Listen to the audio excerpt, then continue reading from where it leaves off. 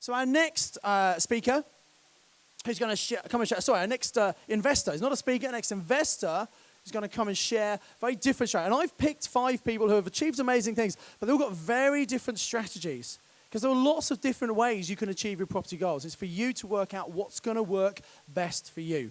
So please welcome our next speaker, James Schumann.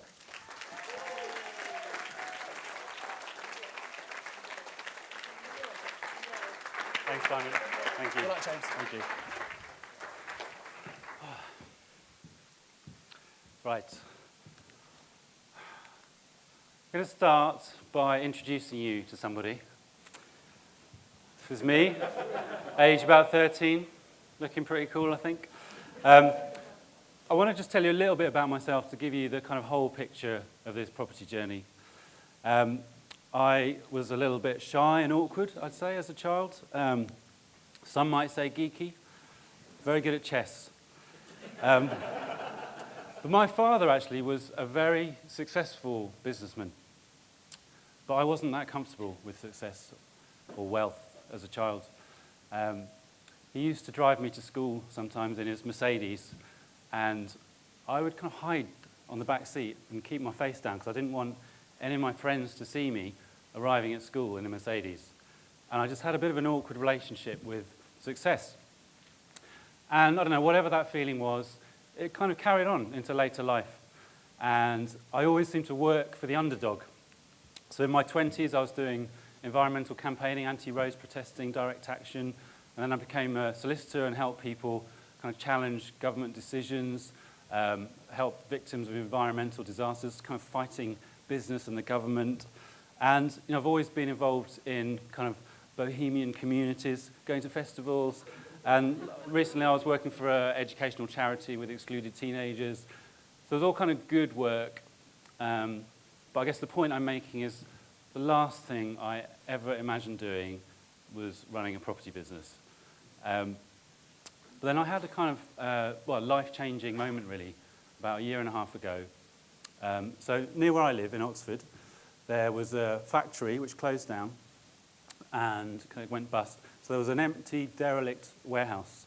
And the owner of the warehouse wanted to develop it into flats. But it was empty for about 1 year, and he allowed an arts group to come in and run it as an art centre for 1 year, kind of pop-up art space. And I play drums in a few bands. I'm involved in my local music scene. And I went to an event, a gig at this place, and completely fell in love with it. It was kind of just what I thought we needed. It was lots of my friends playing music. There was a cafe, there was a community. And I just had that kind of flash of, I must help them keep this building, not just for 1 year. This needs to stay here, permanently. And so that's the building. I met the owner and kind of tried to raise some funds to buy the building so they could keep it. And, for whatever reason, I didn't have the skills or the resources or the know-how, and I wasn't able to raise that money. So it didn't happen, and it didn't go ahead. And I was obviously very disappointed. I so wanted that to happen, that deal, and I so wanted that art centre to be there. But it kind of led me to a question, which was, could I, James, with slightly cautious, with maybe not having the business skills, could I make this deal happen? And if I could, what did I need to learn, and what did I need to change about myself to make this happen? And that was the question which ultimately led me to Mastermind. So I had an inkling about property. I used to live in a housing co-op in South London, and they were selling off some of their properties to raise money. They were completely derelict, in a really bad state. They'd been squatted for a long time, and I bought one. Very cheaply, in hindsight. I got it cheap, and I did it up over about 2 years, renovated that property, not as an investment. I wasn't even thinking about that. It was for me and some friends to live in. And, prices in London went up in the 90s and the noughties. And so I ended up having this property with equity in it because I bought it without a mortgage. And so, started looking at property courses, and I was very skeptical looking at property courses. I was from the background I'd come from. Very skeptical of Simon Zutshi, who surely was just a salesman, wasn't he? But, somehow I signed up. I spoke to lots of people who'd had great results and signed up for Mastermind. So my strategy on Mastermind was pretty simple, not easy, but simple. I thought if I could raise or create £70,000 passive income, that would be enough to run those kinds of projects and do some things that I wanted to do. So my strategy was to take that equity out of that one property and use that equity to buy 10 HMOs. So I knew a bit about HMOs because that one was an HMO. And with £10,000 profit per HMO, looking at about 18 to 20% ROI would give me 100,000. The cost of borrowing that equity was 30, and that would give me my 70,000 net profit. So it sounds easy, or maybe not. But I was, at that time, you know, I'd never borrowed money. I didn't have business experience. I wasn't really that sort of a person.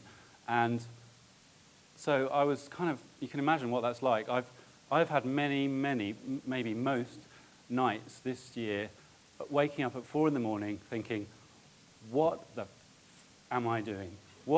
I've just borrowed a massive chunk of money. I'm going to spend it all in a year.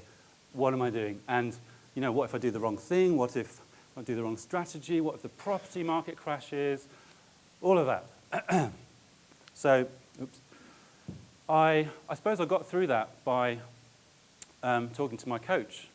I mean, she wasn't next to me at 4 in the morning, you know, just to be clear. She's not that kind of coach. But she helped me a lot. And also the kind of support here in the community.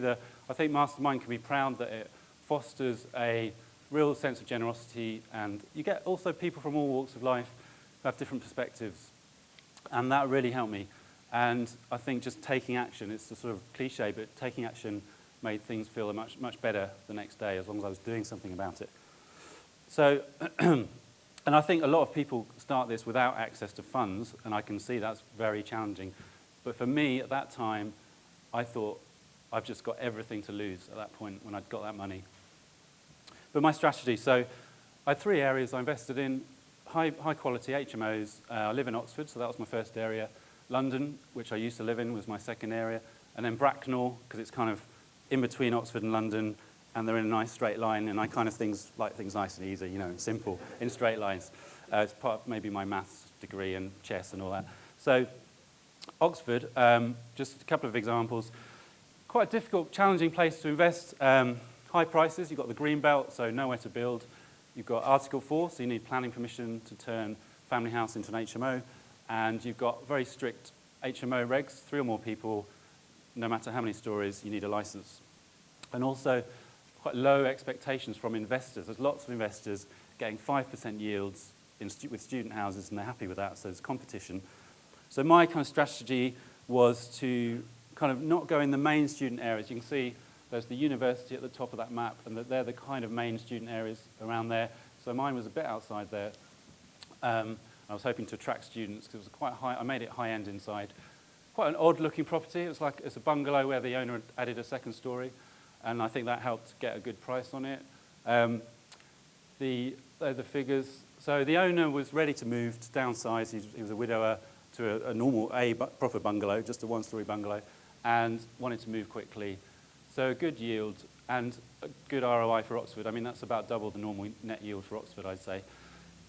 And my strategy really was to let these HMOs under a single AST, rather than lots of people here do room-by-room letting with licenses. I spent lots of time this year comparing those strategies. I don't really have time now to go into it, but there's many reasons why a single AST worked better for me. I've had no voids at all since once I've set up the house, I've had no voids on any of my properties, which are set up like this. Because if one tenant moves out, the other tenants are jointly and severably liable for the rent, so they're motivated to find a replacement. And it means I've got very few expenses, so the ROI is good on the yield. But as I said, I needed to get planning permission to turn this house into an HMO. And I thought that would be easy, because it's a formula you have to satisfy, which I did, but it wasn't easy at all. All the neighbours in this street objected to my planning application.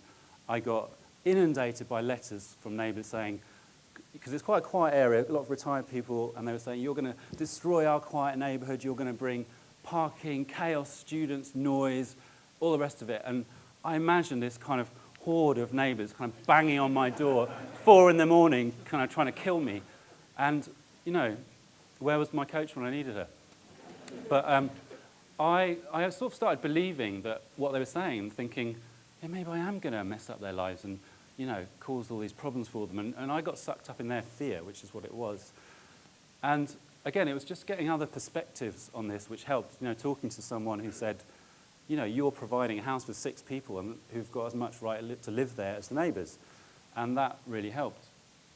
So anyway, the planning application got called in and they brought their slick lawyer and, I kind of gave told them about the rules and sort of placated them, and we got it in the end. So that was okay. And actually now I don't have any problems with that house. I don't go there, but it's managed by an agent. But as I understand it, there's no problems. And actually, rather than students, there are actually right now 6 middle-aged German mechanics living there, because there's a BMW plant nearby, and I think they'll be looking after themselves all right. So London, which worked really well for me.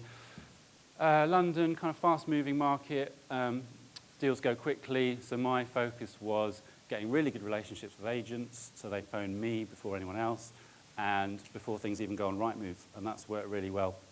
So the first property I bought on Mastermind,